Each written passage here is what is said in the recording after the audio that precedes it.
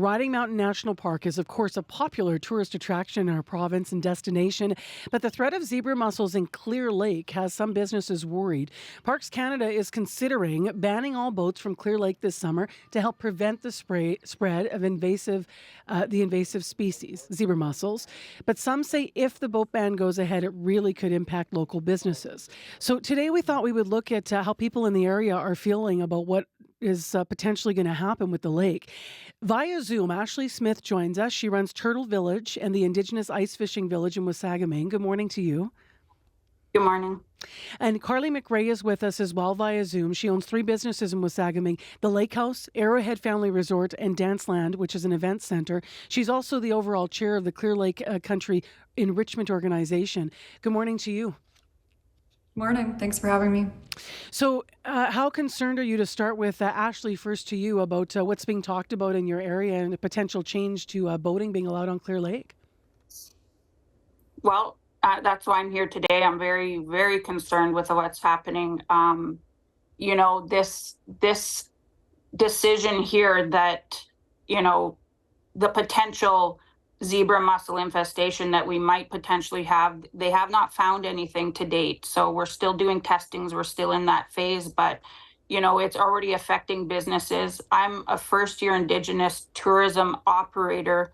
This has never happened here in Riding Mountain before, so this impact, I can't even gauge exactly how bad it's going to be, but it's not a matter of if, but when this will going to impact us. And so our business that we do is all about sustainable, all about environmentally friendly tourism, teaching people how to travel and enjoy and also take care of the environment at the same time. There's new ways to do things. And so we're on the forefront of bringing that kind of tourism and sustainability to the area. We live that every day. I moved here, my entire family, 3 years ago.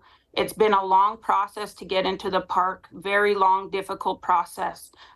Most people would break and we wouldn't be here. It's a miracle that I'm here. And I say that, like, people need to hear that. It's not by chance. It took a lot of time, effort, gathering people, building relationships. And also, if this can't succeed, how long will it be till another business rises up? We've planted seeds to allow and show people that this is possible. So to shut down the lake or restrict access to the area, it's detrimental generationally. Carly, how would a potential boat ban affect your various businesses in the area?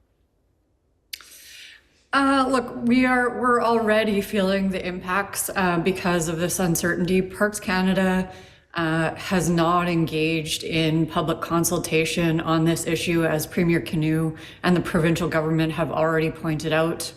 Entrepreneurs in our area, like Ashley and myself, have worked incredibly hard over the last 10 years to transform Clear Lake into the key drive-to tourism destination in Manitoba.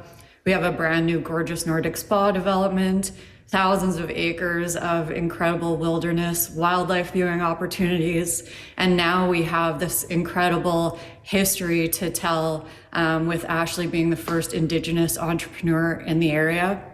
We are really, really hopeful that Parks Canada will work with us to find a long-term healthy solution to this issue that looks at the long-term management of the lake and ensures its health and the health of the community for future generations. Because this is already being talked about, as you said, and Carly, you alluded to the fact that there has been lack of communication with Parks Canada, yet people are already talking about it. Have you already been experiencing the impact of that? Like, what are people in the area saying? Have you had cancellations? I don't know if Carly or Ashley, I'm not sure who wants to respond. Maybe both of you. Ashley? Yeah, sure. When we first were notified by Parks Canada of the 3 options, I immediately seen tangible impact of cancellations. People worried what's going to happen. When people are not informed, they fear the worst. And so that's exactly what's been happening here. we've also, there's so much more than just the businesses that are going to be impacted. It's detrimental to us. And if we don't have economy, we don't have anything. And so we're just raising up, and we've started a women's group, first of its kind here, the Seven Nation McRae, and we're bringing back Indigenous days. That hasn't happened here. We want to utilize the water. We want to have canoes. We want to do our traditional things. And that is going to be cut off, and it's never happened in history. So it's detrimental. We started our first Indigenous career fairs. This has never happened. We had busloads of kids come out and meet the local businesses and local stakeholders, and we're trying to create jobs. We're trying to build relationships, and it just feels like, we get a step forward and we're being teared down and put back. They need to hear this because it's generational. Can you elaborate on the three options Parks Canada put forward in front of you? Carly, can you answer that question, or should I stay with Ashley? Can you answer that, Carly? Sure. Parks Canada back in January presented verbally to a very small group of folks, three different options for lake access for the summer season 2024. And as we understand it, a decision is imminent on one of those options, likely the most stringent option. So we're here today, and banning boats, just to be clear here for the listeners, banning boats was one of the options.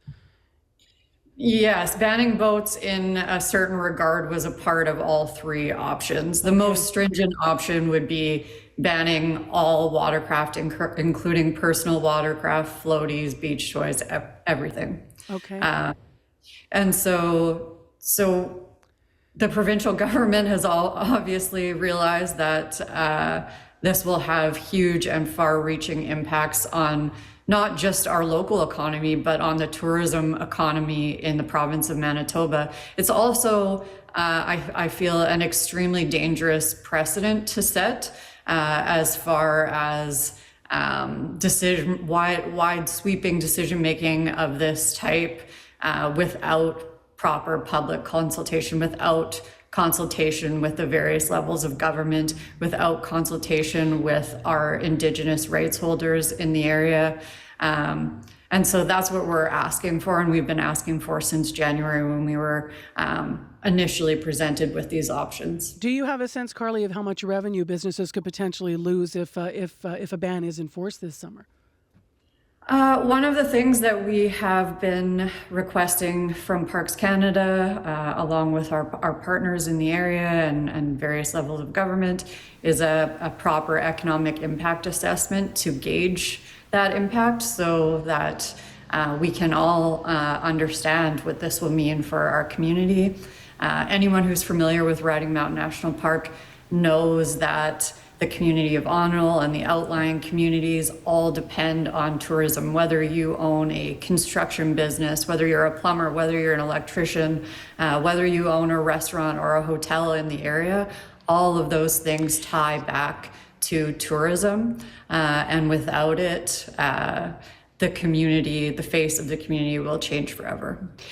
Just as a last question here, I have a minute left, and we will talk again about this as this is ongoing. And obviously, you have deep concerns about lack of communication, about the options on the table, and obviously the future of your businesses and generationally, as you mentioned, Ashley, being a first Indigenous business in that area in this way. But I do need to ask, I mean, if people, we have talked to scientists that have serious concerns about the lake. We've all seen what's been happening with zebra mussels, how quickly this can escalate.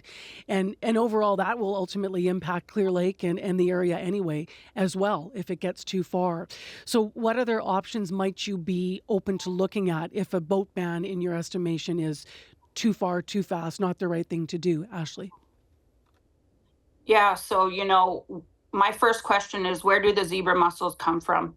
And why aren't we getting to the root of the cause and how they got here? We're the ones that are having to deal with something that we didn't bring here. So putting a substances into the lake isn't something we want to do. We want to enhance the efforts. We don't even have a management plan. We haven't seen anything that we want to structure jobs We want to engage the community and the businesses and the First Nations to all get on board. And people are aware of it right now. So this is a perfect opportunity to gather the community, and we all want to save the lake because, in efforts to eradicate potential zebra mussels, they're going to eradicate the economy and any potential seeds that have been planted for future generations So at this just point. more research, more discussion, more moving forward. Too fast, too quick. Carly, last quick word to you about where we might go from here, given that this is a real threat to the water. Yeah, again, we're asking, as Ashley has mentioned, we're asking for a long-term solution, a long-term management plan. I understand that there are folks in the scientific community who are weighing in, and that's so important to understand their perspectives. The thing that we're hearing from experts on potash is that it is a short-term solution. The question that we're asking with potash treatment and with banning boats is what happens next year? What happens in 5 years? As we've seen in Lake Winnipeg and other lakes across North America, we need a long-term solution. So we're encouraging Parks Canada, the province, and the federal government to look at solutions to protecting the downstream waterways. There's only one small creek that leaves Clear Lake. So something that we've suggested is looking at ways to protect the outflow from Clear Lake. So you have questions about all the options, whether it's boat ban or potash and all of it. More questions and answers.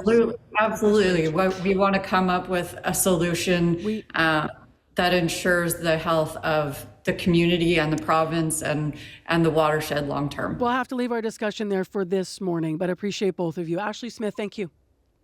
Thank you very much. And thank you, Carly. Thank you, Carly McRae. Both of them joining us via Zoom from the Clear Lake area. Ashley is an Indigenous business owner. She runs Turtle Village, an ice fishing village in Wasagaming. Carly McRae owns 3 businesses in that area in Wasagaming, the Lake House, Arrowhead Family Resort, and Dance Land, which is an event center. She's also the chair of the Clear Lake Country Enrichment Organization. Check it online for ongoing coverage.